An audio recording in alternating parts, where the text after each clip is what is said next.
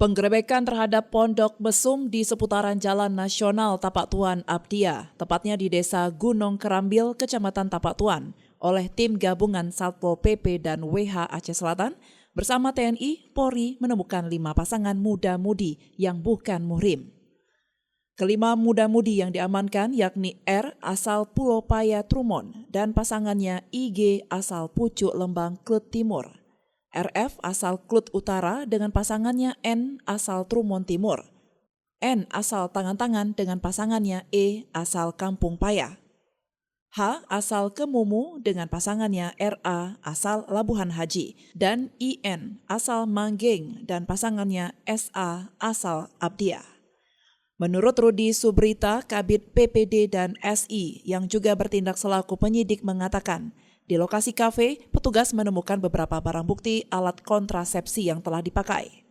Kelima pasangan diamankan diduga melanggar pasal 23 ayat 1, junto pasal 25 ayat 1, dan pasal 33 ayat 1 tentang khalwat, ikhtilat, dan zina sesuai dengan Kanun Aceh nomor 6 tahun 2014 tentang hukum jinayat. Kelima pasangan muda-mudi ini akhirnya diizinkan pulang setelah dilakukan pendataan dan membuat surat perjanjian tidak akan mengulangi perbuatan mereka dengan jaminan pihak keluarga dan perangkat desa masing-masing.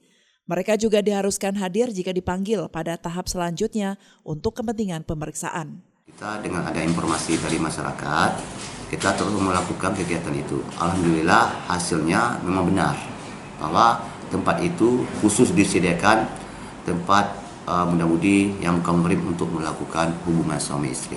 Saat itu kita temukan barang bukti kondom yang sudah pakai, kemudian kondom yang belum pakai. Jadi pada lokasi itu bertaburan kondom-kondom yang memang sengaja apakah disediakan oleh pemilik warung atau dibawa sendiri, kita belum melakukan pemeriksaan terhadap pemilik warung. Dari Aceh Selatan, Tim Liputan melaporkan untuk Puja TV Aceh.